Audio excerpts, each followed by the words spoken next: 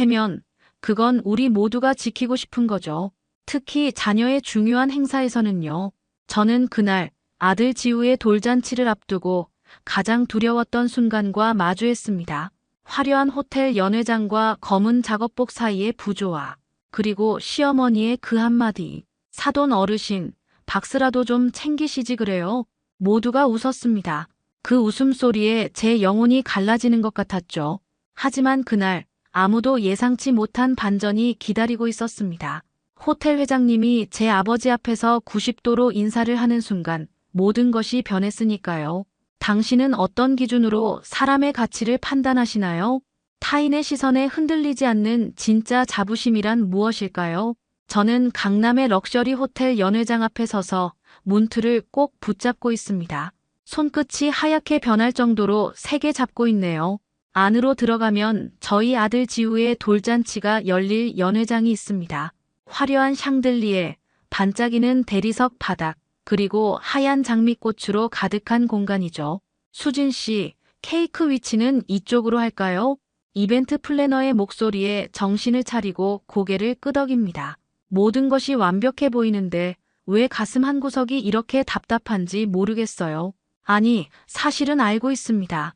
오늘 이 자리에 오실 아버지 때문이죠. 우리 아빠는 고물상을 합니다. 그 사실을 말할 때마다 저는 항상 작아집니다. 실제로는 그렇지 않은데 말이에요. 아빠는 매일 새벽 4시에 일어나 폐지를 줍고 녹슨 철판을 트럭에 싣습니다. 여름이면 등줄기로 흐르는 땀방울, 겨울이면 트럭 손잡이에 얼어붙는 손가락을 마다하지 않고 일하시죠. 수진아, 내가 대학까지 보내준 건 내가 이런 일 안 하게 하려고 그랬던 거야. 아빠의 말씀이 귓가에 맴돕니다. 저는 그런 아버지가 자랑스러워요. 세상에서 가장 성실하고 묵묵한 사람이니까요. 하지만 겉으로 말하지 못합니다. 특히 시어머니 앞에서는요. 시어머니는 체면을 중시하세요. 아들 정우가 대기업에 다니는 것, 손자 지우가 명문 유치원에 들어가는 것, 모든 게 남들 앞에서 보여지는 모습이 중요한 분이죠. 수진아, 사돈 어르신도 옷 좀 잘 챙기라고 해. 호텔이잖아. 어제 시어머니가 던진 말이 가시처럼 마음에 박혔습니다. 아빠가 늘 입는 검은색 작업복과 낡은 운동화를 생각하니 가슴이 조여옵니다. 시어머니 말씀대로라면 아빠는 이 화려한 호텔에 어울리지 않는 사람이 되는 거죠. 스마트폰 화면에 비친 제 얼굴이 일그러져 있네요. 지우를 위한 날인데 왜 이런 생각들로 머릿속이 복잡해질까요? 손으로 얼굴을 한번 쓸어내립니다. 연회장 한쪽에서 남편 정우가 손을 흔듭니다. 그 옆에 시어머니가 서 계시네요. 완벽하게 세팅된 머리, 값비싼 정장 차림, 그리고 자신감 넘치는 미소. 시어머니는 이 자리에 완벽하게 어울립니다. 저도 시어머니처럼 자신감 있게 아빠를 소개할 수 있다면 얼마나 좋을까요? 우리 아버지는 고물상을 하세요. 세상에서 가장 성실한 분이죠. 이렇게 당당하게 말할 수 있다면요. 하지만 현실은 제 손에 쥐어진 전화기와 아빠의 번호만 깜빡이고 있습니다. 마음이 무거워요. 그냥 아빠가 안 오셨으면 좋겠다는 생각이 드니까요. 결국 전화를 걸었습니다. 심장이 미친 듯이 뛰는 것이 느껴지네요. 한 번, 두 번, 세 번째 벨소리에 아빠가 전화를 받으셨습니다. 수진아, 어쩐 일이야? 아빠의 목소리는 언제나처럼 차분했습니다. 배경에서는 쇠붙이가 부딪히는 소리가 들려요. 아마도 고물상에서 일하고 계시나 봅니다. 잠시 망설이다 입을 열었죠. 아빠, 오늘 지우 돌잔치인데 혹시 너무 피곤하시면 안 오셔도 돼요. 말을 내뱉는 순간 목이 메어왔습니다. 무슨 딸이 아버지에게 이런 말을 할 수 있을까요? 전화기 너머로 잠깐의 침묵이 흘렀어요. 내 손주 돌인데 당연히 가야지. 걱정 마, 늦지 않게 갈게.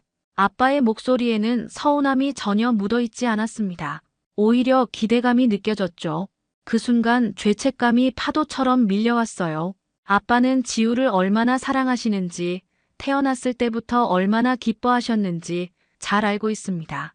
그런 아빠에게 이런 말을 하다니요. 그래도 그냥 안 오시면 안 돼요. 제 목소리가 떨렸습니다. 마음속으로는 제발 이해해 주세요. 시어머니가 라고 말하고 싶었지만 그 말은 입 밖으로 나오지 않았어요. 수진아, 괜찮아. 내가 어떻게 입고 가면 좋을까? 새 옷이라도 사야 하나? 아빠의 물음에 가슴이 찢어지는 것 같았습니다. 제가 체면을 생각한다는 걸 아시면서도 아무렇지 않은 척 물어보시는 거죠. 저는 그저 평소처럼 편하게 오세요라고 대답할 수밖에 없었어요.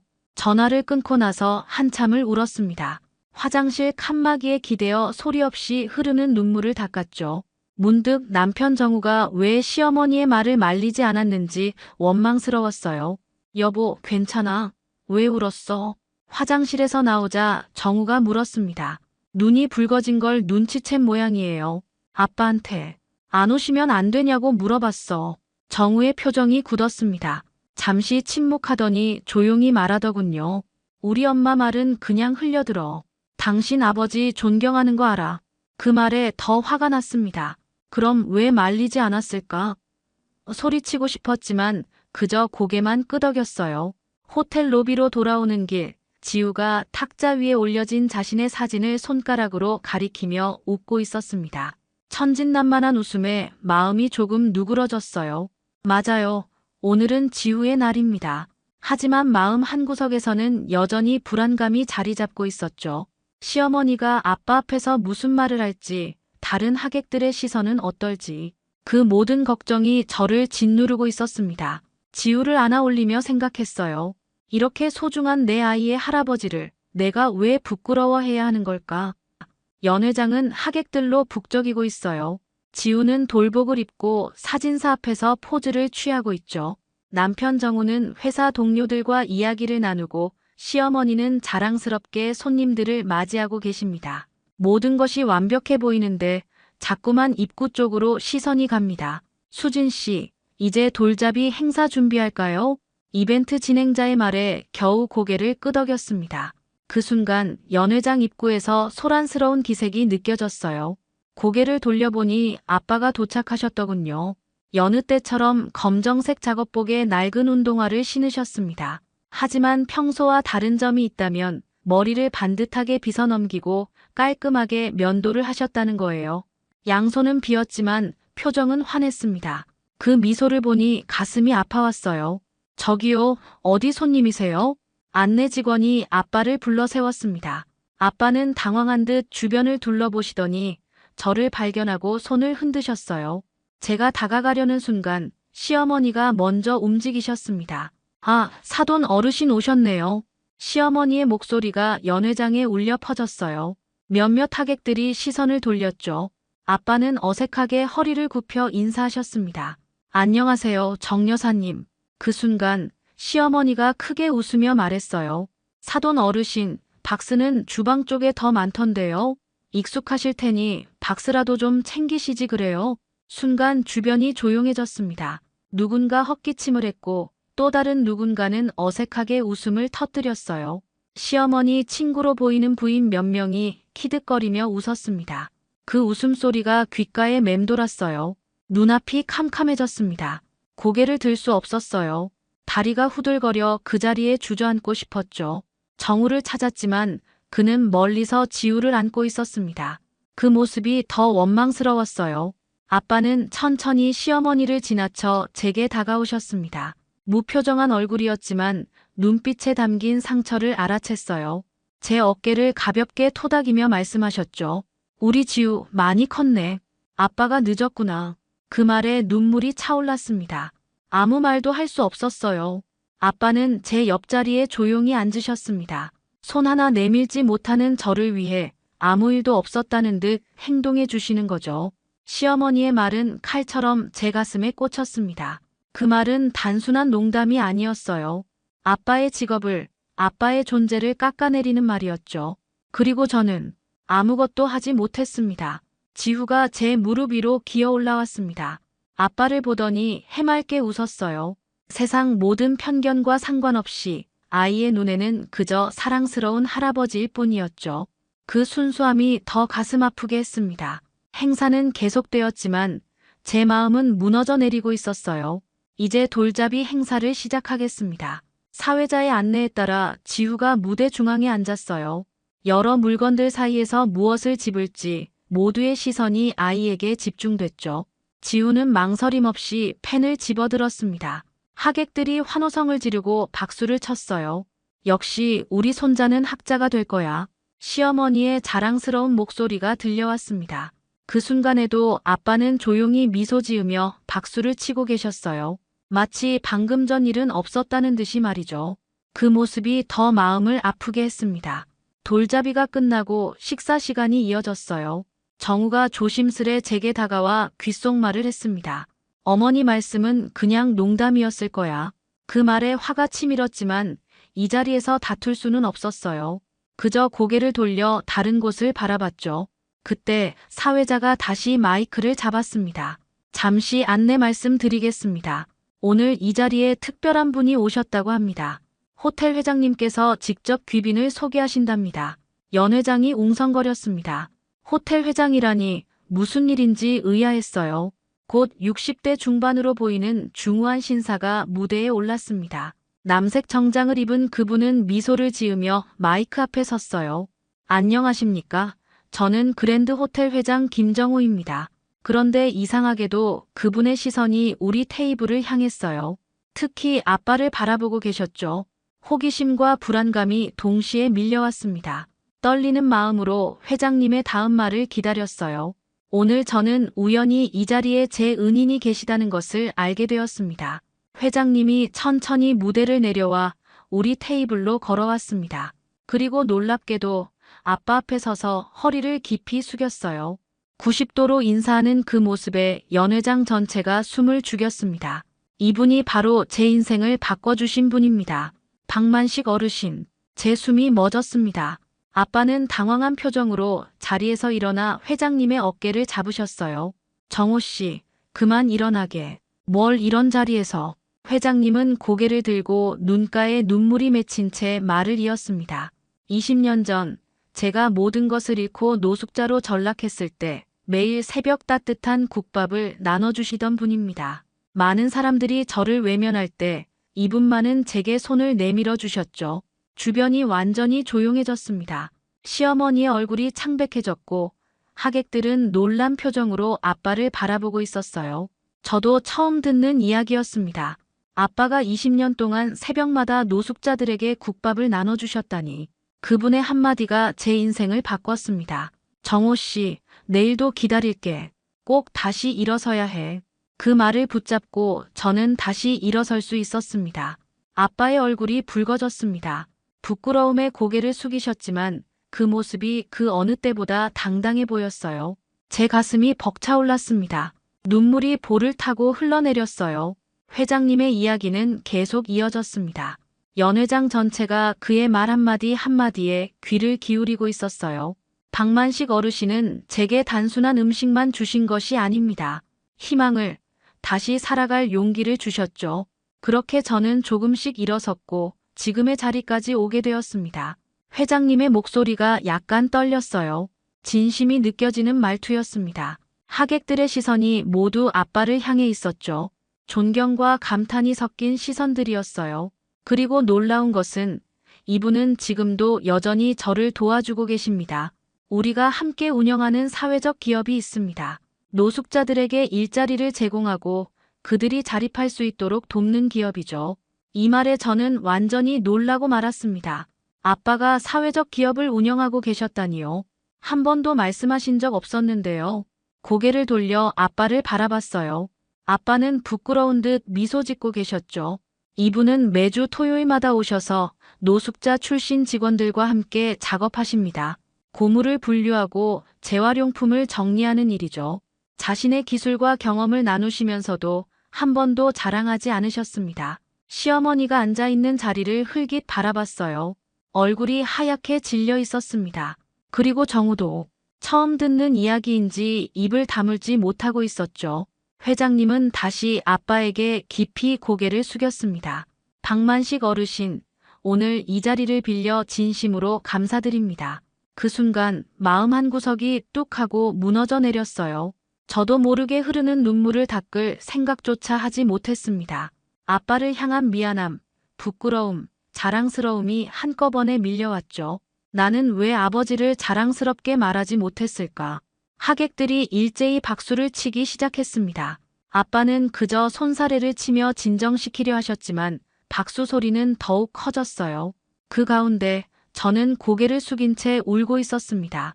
회장님은 마이크를 사회자에게 돌려주고 아빠와 이야기를 나누기 시작했어요. 두 분의 모습을 바라보던 하객들은 이제 서로 소곤거리며 놀라움을 감추지 못했습니다. 정우가 제 옆으로 다가왔어요. 무슨 말을 해야 할지 모르겠다는 표정이었죠. 수진아, 나도 몰랐어. 아버님이 그런 일을. 말을 끝맺지 못하는 정우의 모습이 안쓰러웠지만 동시에 원망스러웠어요. 그동안 시어머니의 말에 한 번도 제대로 대응해주지 않았으니까요. 지우가 아장아장 걸어와 제 무릎 위로 올라왔습니다. 아이의 작은 손이 제 눈물을 닦아주었어요. 그 순간 지우의 시선이 할아버지를 향했죠. 작은 입에서 할부지라는 말이 나왔습니다. 아마도 처음으로 제대로 발음한 할아버지였어요. 시어머니는 아직도 자리에 굳어앉아 있었습니다. 체면을 중시하던 그분이 이런 상황에서 어떤 기분일지 짐작할 수 있었어요. 하지만 이상하게도 더 이상 신경 쓰이지 않았습니다. 지금 이 순간 제 마음은 단 하나의 감정으로 가득 차 있었으니까요. 난 그동안 내 아버지를 얼마나 작게 보고 있었을까. 돌잔치가 마무리되는 동안 분위기가 완전히 바뀌었습니다. 아빠는 갑자기 하객들의 관심 중심에 서게 되었어요. 사람들이 아빠에게 다가와 이야기를 나누고 명함을 건네며 존경의 마음을 표현했죠. 아빠는 여전히 수줍어하시면서도 모든 사람에게 친절하게 응대하셨습니다. 한편 시어머니는 자리에서 거의 움직이지 않았어요. 평소와 달리 말수도 적었고 표정도 굳어 있었죠. 몇몇 친구들이 다가와 무슨 말을 건넸지만 대부분 짧게 대답하고 마는 듯 했습니다. 한자리에서 그렇게 바닥만 응시하고 계셨어요. 수진아, 괜찮니? 정우가 조심스럽게 제 어깨를 감쌌습니다. 그 말에 고개를 끄덕였지만 사실 마음은 복잡했어요. 기쁨과 자랑스러움, 그리고 부끄러움이 뒤섞여 있었죠. 아버님 일 정말 몰랐어. 미안해. 정우의 목소리가 떨렸습니다. 그도 많이 혼란스러운 모양이었어요. 평소 정우의 성격으로는 시어머니의 잘못된 언행에 대해 직접적으로 제지하기 어려웠을 거라는 걸 이해하고 있습니다. 하지만 그렇다고 해서 마음의 상처가 완전히 아물지는 않았어요. 하객들이 하나둘 자리를 떠나기 시작했습니다. 아빠와 회장님은 여전히 한쪽에서 이야기를 나누고 계셨어요. 두 분의 모습이 얼마나 자연스러워 보이는지 새삼 놀라웠습니다. 정장을 입은 호텔 회장님과 작업복 차림의 아빠 겉모습은 달라도 두 분 사이에 흐르는 깊은 유대감이 느껴졌어요. 그때 시어머니가 천천히 자리에서 일어나 아빠 쪽으로 걸어가는 모습이 보였습니다. 긴장된 마음에 저도 모르게 손에 힘이 들어갔어요. 시어머니가 아빠 앞에 서자 회장님은 자연스럽게 한 걸음 물러났습니다. 시어머니가 깊이 허리를 숙였어요. 그 모습이 놀라웠습니다. 평소에 당당하고 자신감 넘치던 모습은 온데간데 없었죠. 사돈, 정말 죄송했습니다. 제가 몰라 뵀네요. 시어머니의 목소리가 떨렸습니다. 아빠는 당황한 듯 손사래를 치셨어요. 아이고, 무슨 말씀을요. 그런 일로 이러지 마세요. 하지만 시어머니는 고개를 들지 않았습니다. 회장님이 시어머니의 이야기를 다 들었을 테니 더욱 부끄러움을 느끼고 계실 거예요.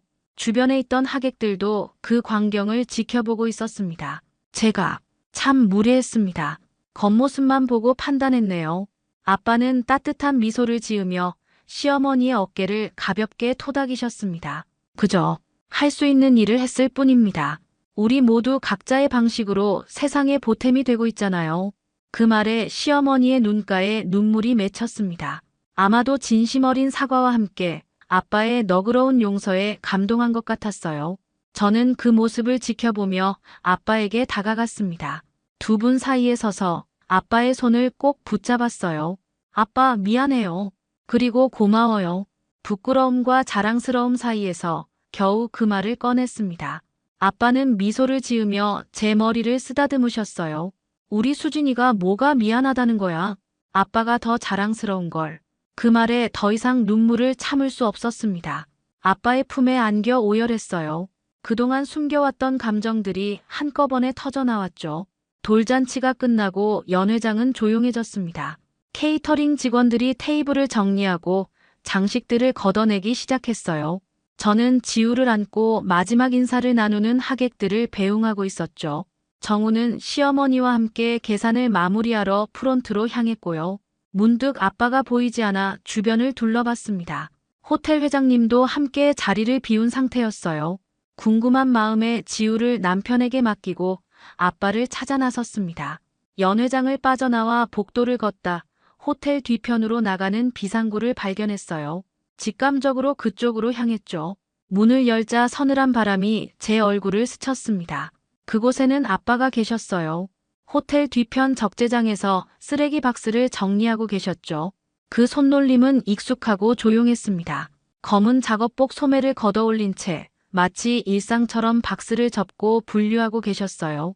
잠시 그 모습을 바라보다가 다가가려는 순간 다른 작은 그림자가 보였습니다. 지우였어요.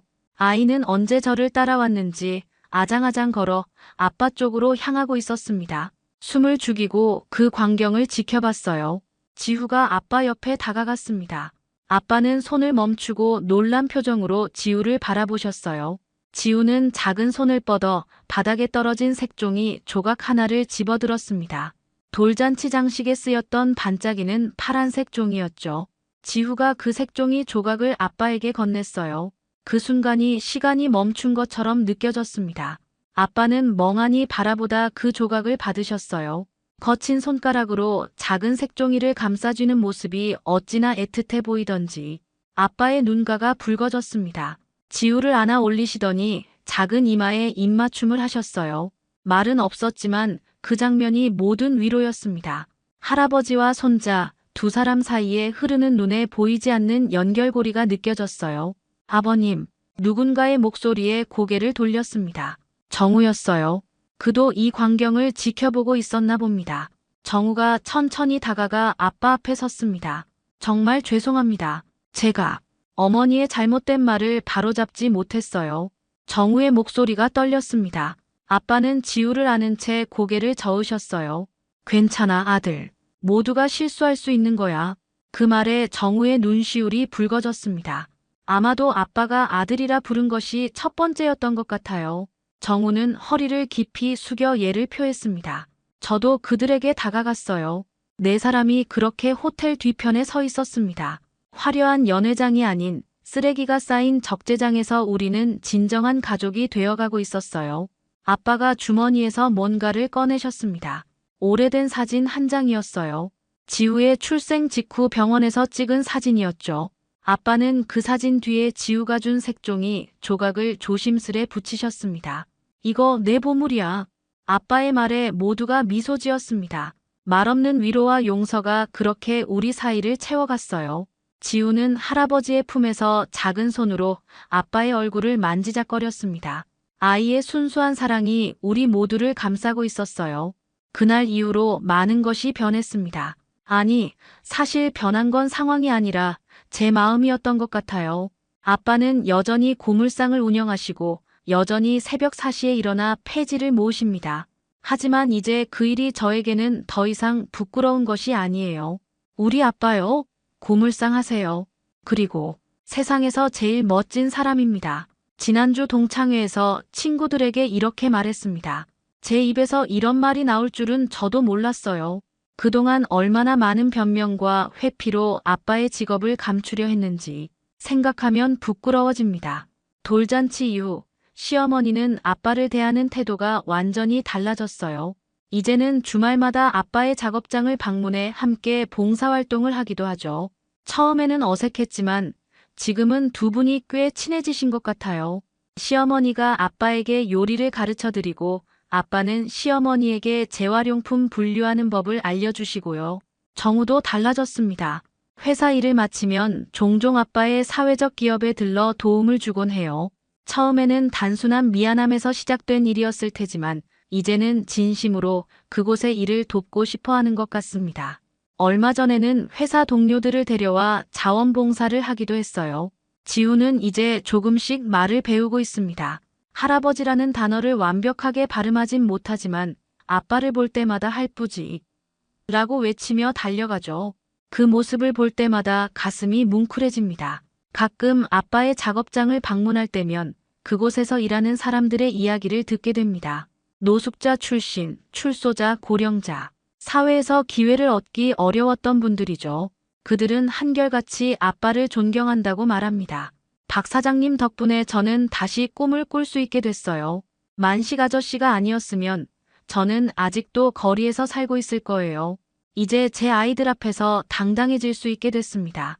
그 말들을 들을 때마다 내가 작다고 느끼던 그 모든 순간들이 얼마나 어리석었는지 깨닫게 돼요. 아빠는 묵묵히 자신만의 삶을 쌓아오셨습니다. 남들에게 보여주기 위함이 아닌 진정으로 도움이 필요한 사람들을 위해 일하셨죠. 어제는 지후와 함께 아빠의 작업장을 찾았습니다. 색색의 플라스틱 조각들 사이에서 놀던 지우가 문득 물었어요. 엄마, 할부지는 뭐해요? 저는 아이의 눈을 바라보며 대답했습니다. 할아버지는 사람들을 구하는 일을 하셔. 버려진 것들에게 새 생명을 주고 잊혀진 사람들에게 새 희망을 주시는 일이야. 지우는 그 말이 정확히 무슨 뜻인지 이해하지 못했겠지만 고개를 끄덕였어요. 그리고 제게 속삭이듯 말했죠. 나도 할부지처럼 될래요. 그 순간 제 눈가에 눈물이 맺혔습니다. 아이의 맑은 눈동자에 비친 제 모습이 어쩐지 더 단단해 보였어요.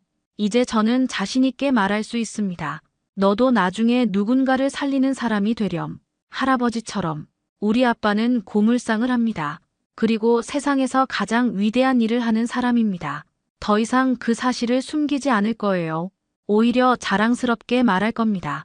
왜냐하면 아빠는 단순히 제 부모가 아니라 제 뿌리이기 때문이죠.